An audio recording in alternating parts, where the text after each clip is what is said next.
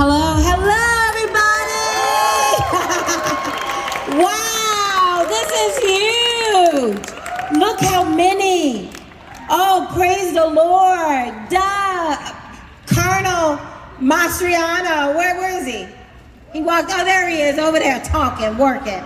Rabbi, what a wonderful testament. And to your team, V-Dog and the rest of y'all, how amazing.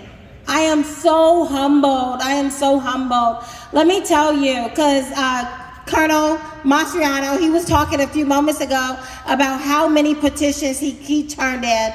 My team turned in over 12,000 petitions. I know. No, thank you. Thank all of you. I could not have done it without you. So thank you for what you've done. I had one lady, Elena, I believe, in Franklin County, stood outside of her city dump. You know, when we want to take our trash if we want to pull our trash out, we just roll it down to the end of our driveway. But for Elena in Franklin County, they take it to the dump. And she stood outside in the cold on a Wednesday. Is she here? On a Saturday, and stood outside and got over 300 signatures for me. Stand up. Thank you. Thank you. I cannot do that without you. You and your husband, I heard, was out there. Thank you so much. Guys, this is happening. This is happening. Y'all heard about the story of David and Goliath? How did that end? Yeah, right? I see you, David. How did that end? You know, the world would say the odds are against us. I have people telling me all the time, Kathy, you're the best. I see my family out there. Hey, guys. I see people telling me all the time, Kathy, you're the best candidate. You're the best candidate, but I don't know how you're going to pull that off. And my first thought is, have you donated? That could help. But you know, we're always looking with our eyes, and yet we're doing it. We got over 12,000 signatures because our grassroots infrastructure is amazing. My counterpart, they paid people $500 a page. Don't get any ideas, Elena. But they paid people $500 a page. One was paying people $200 a day. Right? But they're spending millions on TV because you know what? They think you're stupid. Think about that for a minute. They think you've learned nothing over these past 2 years. They think we've gone through literal hell, it felt like demons themselves were coming up, and that we've learned nothing. They think we have not learned. Democrats have put their foot on our throat for the past 2 years. If we have learned anything, it is that we need a fighter. We need someone. Republicans no longer need to be just a speed bump on the way to communism, because that's what we are right now.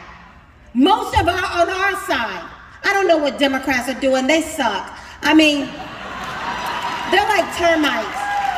They can't take just one bite. They got to keep on eating until they destroy the very foundation of the thing. And the foundation that they're destroying is our country. So I don't know what they're doing. I'm talking about us right now. Do you know how we pick people on the Republican Party? We pick people based on the fact that they don't need you. Think about that for a moment. We specifically pick people who are so rich that they can do whatever they want to do, go wherever they want to go, buy whatever they want to buy, and they don't need you, except go vote for me and then shoot. Think about that. I tell you no lie, I've been doing this for 11 months right about now.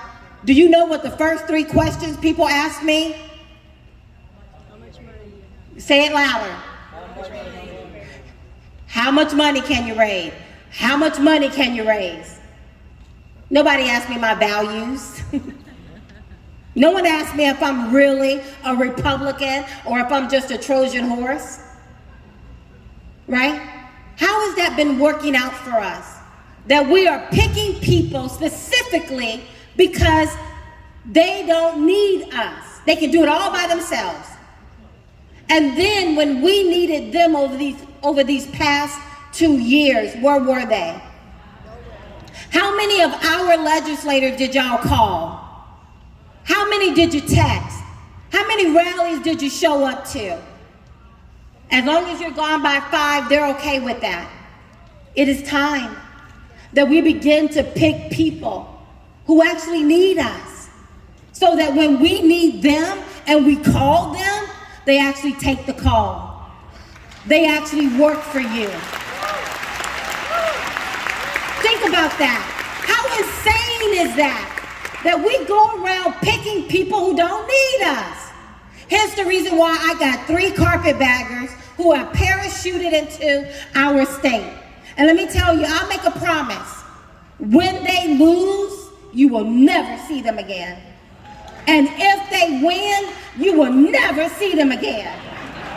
I can promise you that. We've had 3 debates. We've had 2 debates.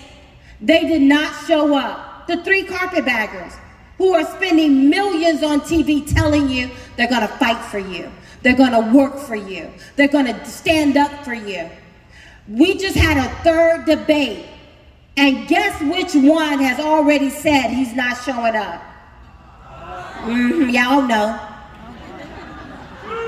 How are they gonna fight for you when they won't even come and stand up in front of you and allow us to look behind the curtain to see if the Oz is real or not, right? They won't even come and stand in front of you, right? Let me tell you something, I need you. I need you. I need you as much as you need me. I do.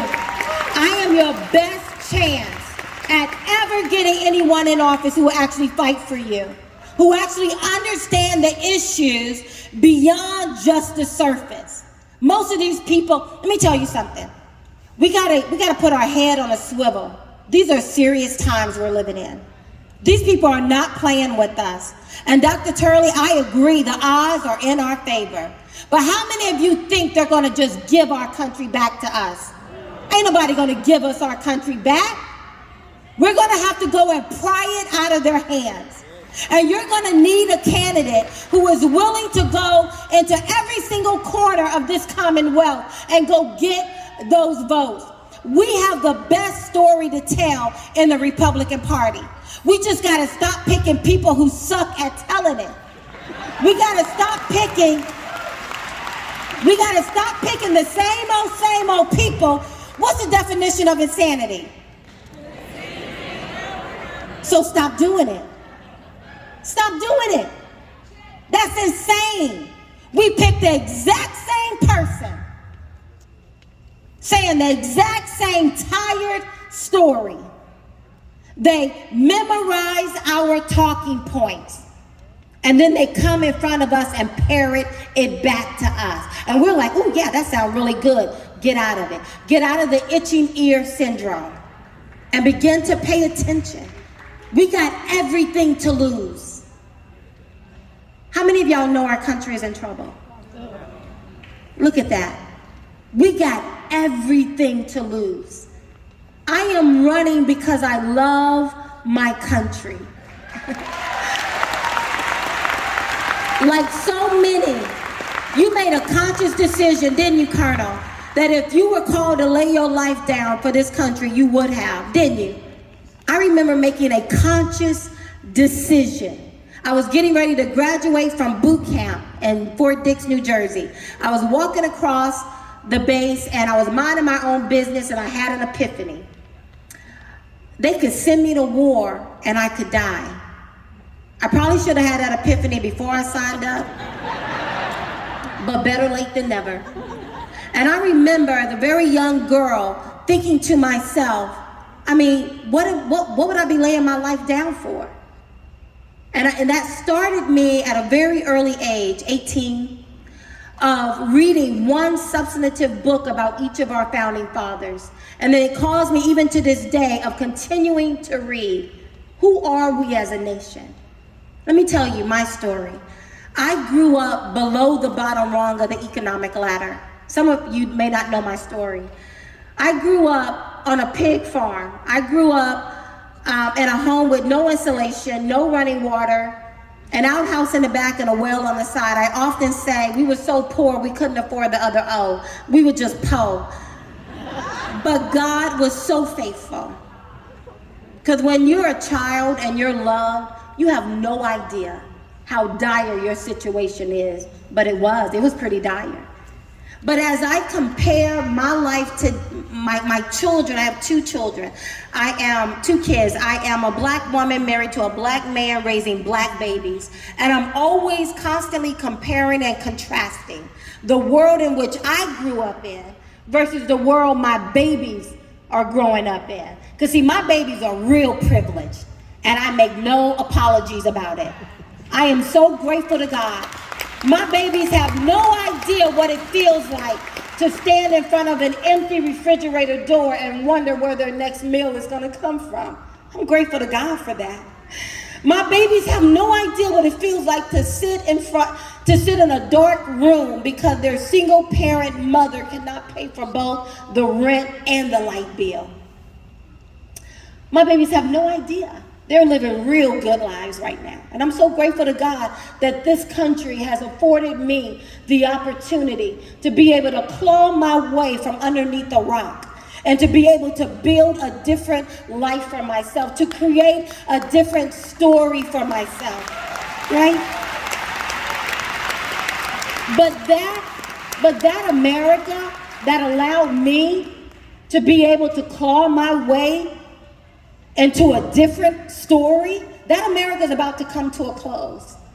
Last night I was at Penn State University, a room full of, I think it was maybe 80 Republican Gen Zers. I love Gen Zers. They're awesome. That's that group of very conservative kids you were talking about. And I'm looking at them and I'm almost wanting to be hesitant to tell them about what their future is about to unfold in front of them. Because they're so hopeful. They're so bright-eyed and bushy-tailed. Who wants to crush that, right? But I am running because that America, you know, my family, they had every reason to call me a victim. But not one time do I remember anyone calling me a victim. They had reason. That house I described, my great-great-great-grandmother Rhoda grew up in that home. She was a slave. I have the blood of slaves coursing through my veins. By the time I came around, Jim Crow was no longer the law of the land. But my grandmother would walk me around in our little town in deep Alabama and point out the buildings she had to enter in from the back. I can still remember, you know, like the dirty outline of the signs that said blacks only or whites only. I can still remember that as a child. And yet no one ever looked at me and said, Kathy, because you're black, because you're a woman, because you're poor, all the odds are against you. No one ever said that. And they had every reason to decry victimhood if they wanted to. And I just don't remember anyone ever saying that to me. And as a result, I became the first in my family to go and finish college. I spent 10 years in the military where I was accepted into officer candidacy school.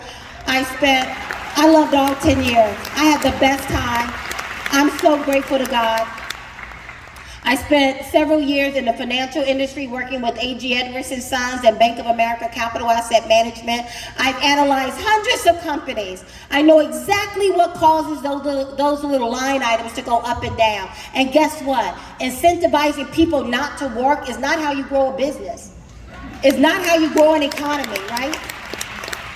I went on to work in corporate America, an adjunct professor of corporate finance. I authored my first book, Nothing to Lose, Everything to Gain, Being Black and Conservative in America. That went #1 it came out at the beginning of the pandemic and it went #1. Because apparently mess with you if you're a big box retailer. So praise God for Amazon, went #1. homeschooled my kids for 6 years, had so many different journeys in life, and now I'm running for U.S. Senate. Only in America. Only in America. Only in America do you hear that arc in my story. This is the greatest country that has ever existed. But she is the greatest country because she was founded on the U.S. Constitution. Y'all trying to tell me my time is up? 1 minute. Turn it back down. 1 minute.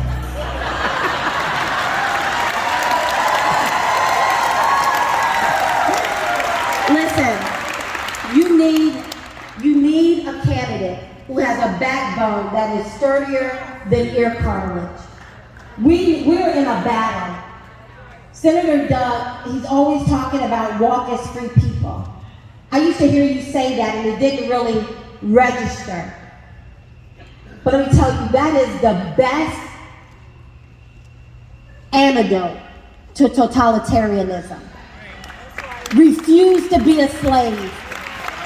Refuse to be ashamed.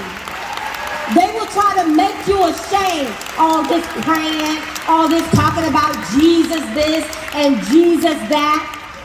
What is the alternative? What they're talking about? Murdering babies? Is that what we should be doing? I will not evolve on that. I am the byproduct of a rape. My mother was 11 years old when I was conceived. My father was 21. But my grandmother, I saw her sign her name by just making a mark. But she had more common sense. And she understood science more than most of the people I live around. Because she saw me in my mother's womb and she said, that's a life. She said, that's a life. I am so grateful to the people that came around my mother and they saw a life. They did not see me as an exception to the rule. They did not see me as an inconvenience. They did not see me as something to be ashamed of. I am so grateful. I did nothing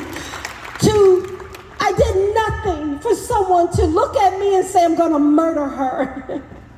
And I am so grateful because for me, I have 2 amazing children that when my husband and I release them into society, they are the type of citizens you want to have. All of that would have been eradicated. I am not ashamed of who I am. I will not be evolving. The same face you see today is the face you will see in the general. And I believe our people will vote for it. Thank you so much. Thank you so much.